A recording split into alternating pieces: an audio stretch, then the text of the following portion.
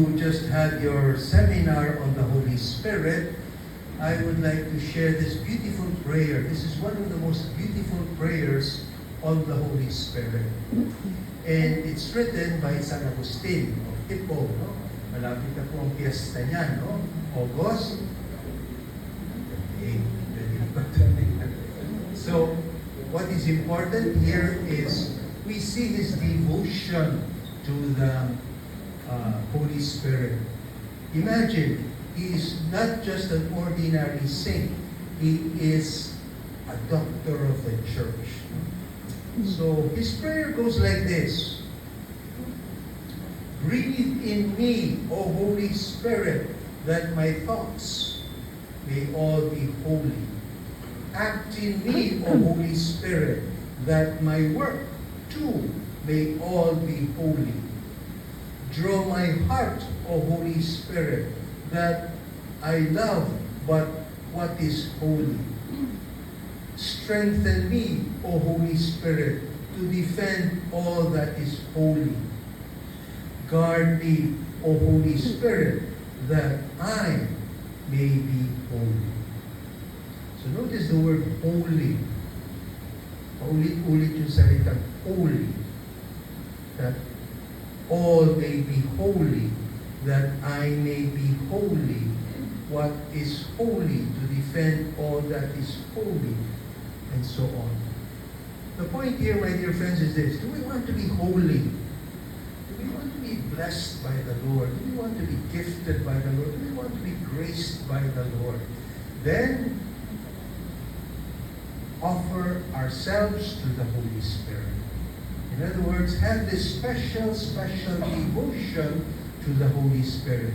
I believe this is the point of the seminar. If after the seminar, all of us here in this room would have a real special devotion to the Holy Spirit, wow, that's a beautiful fruit of this seminar. It's not just an intellectual fruit, but it will touch our hearts. Kasi if we take a look at our faith, my dear friends, ang dami nating debosyon. Mga Pilipino mahilig sa debosyon. Debosyon kay Mama Mary. Of course, that's beautiful. Ituloy natin yan. Antipolo, Manawag, Guadalupe, Lourdes, ang dami niyan. Beautiful. We also have so many devotions to the saints. Padre Pio, San Jose, San Isidro, and so on. Beautiful, ituloy po natin yan. Pero, devotion to the Holy Spirit. Let us not forget that the Spirit is one of the three persons of the Blessed Trinity. Trinity, of course. So, Diyos Espiritu Santo. But many times, we're not able to focus on the Holy Spirit. And that is why devotion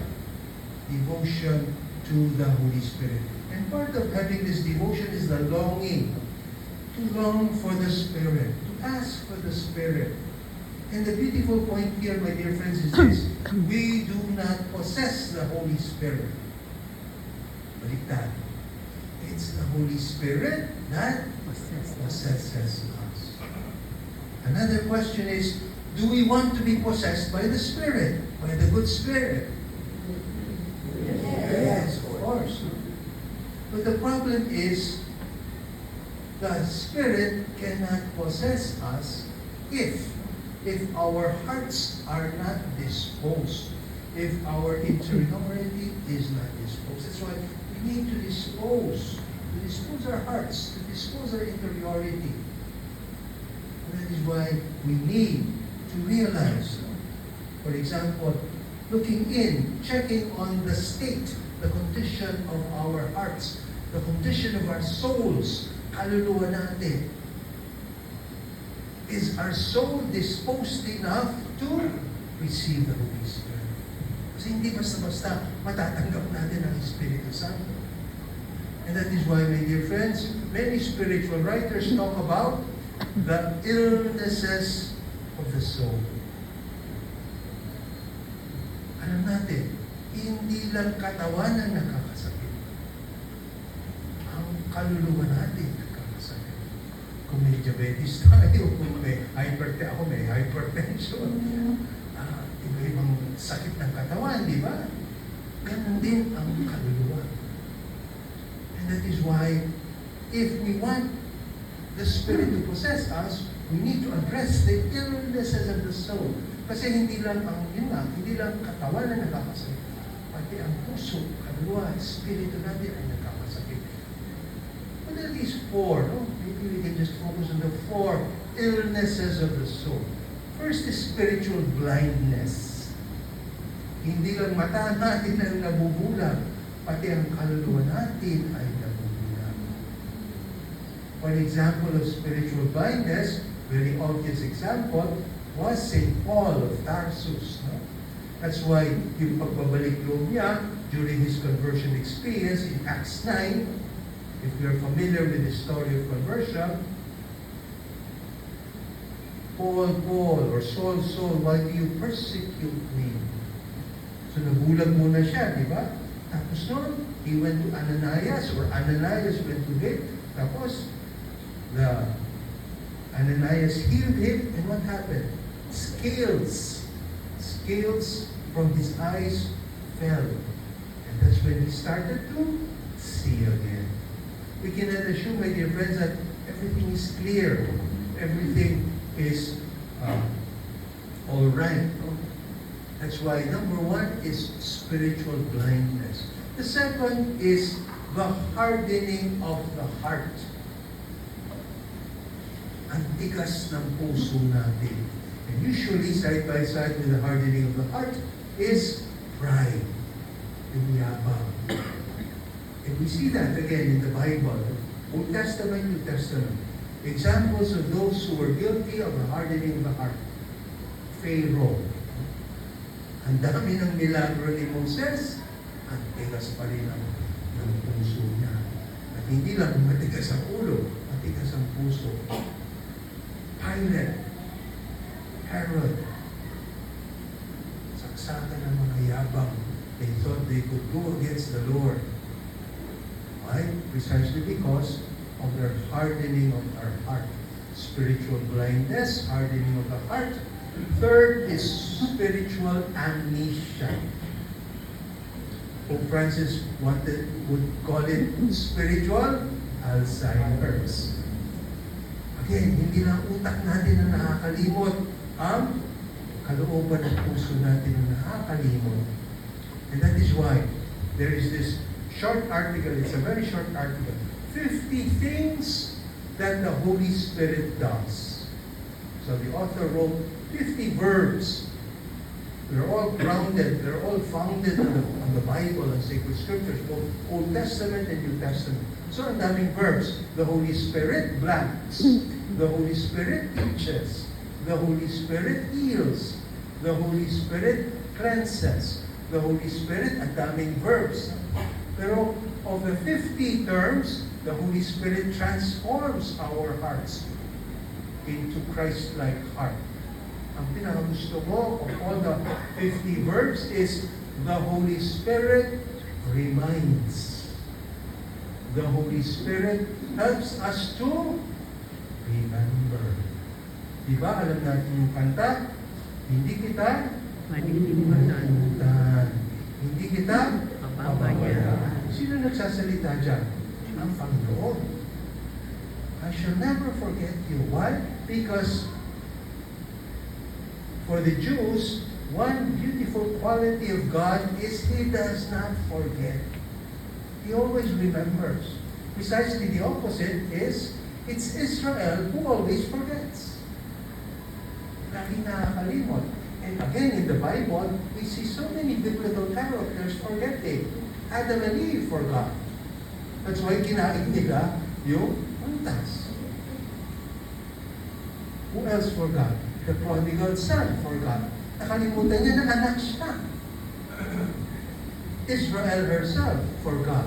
That's why she constructed a golden calf. David forgot. Because David sinned against Bathsheba and Uriah the Hittite. Judas forgot.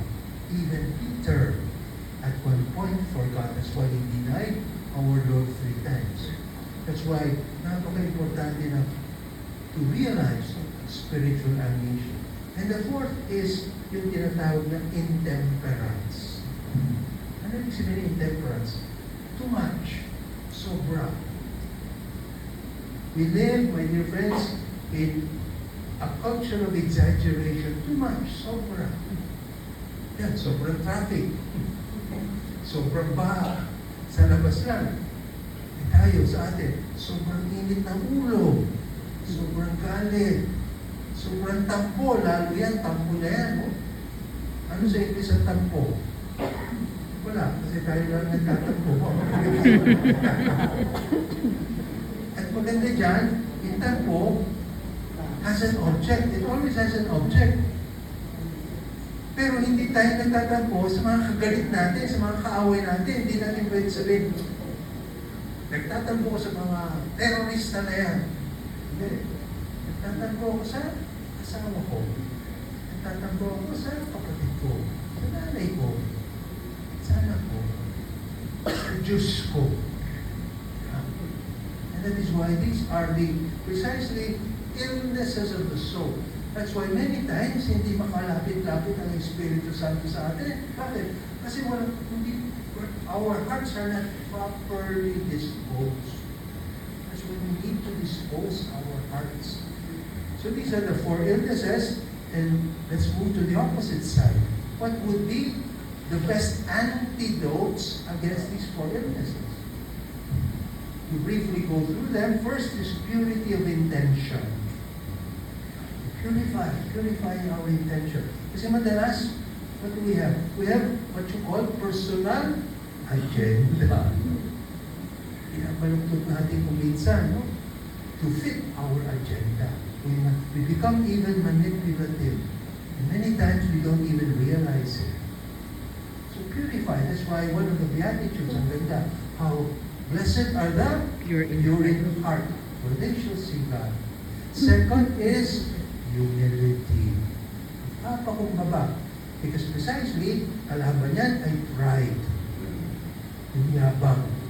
What's the best antidote to pride? Of course, humility. The English word humility comes from the Latin term humus. Ano yung sabihin humus?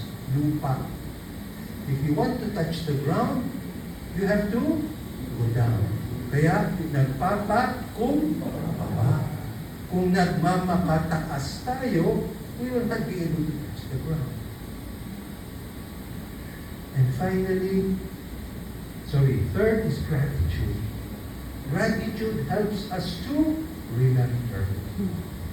Sabi nga nila, gratitude is the memory of the heart. So the heart has its memory, hindi lang ang utak natin. Kung nagpapasalamat tayo, if at the day we count our blessings, we will remember and not forget. And finally, loving trust. To trust the Lord. Kaya yan ang ganda. Jesus, I trust in you. Tayo na nagsasabi niya sa Divine Mercy. But how can we trust someone if we do not know that person? That's why side by side with trusting is knowing and loving. We will trust only so far as we know, and we will know insofar as we love, and we love only insofar as we know and trust. That's why these verbs overlap. And precisely, not just to put in Our Lady, kasi today is the feast day of the Queenship of Our Lady. Yan. Our Lady, pure in heart. Talagang, that's why Immaculate Heart of Mary. Second, very humble. And always trusting the Lord. I am the handmaid, the servant of the Lord, let be done today according to what you say. Tapos, her Magnificat, her song of praise, is actually a song of thanksgiving. So in this Mass, my dear friends, let us pray for ourselves that we may really develop this deep, deep devotion, not only to Mama Mary, which is beautiful, not only to the saints, not only even to just Christ, no? Of course, devotion to the Lord is so important, but also side by side with devotion to Christ is devotion to the Holy Spirit. So in this Mass, let us realize, no, to trust trust the Spirit. And once we trust the Spirit, then the Spirit can possess us. Amen. Amen.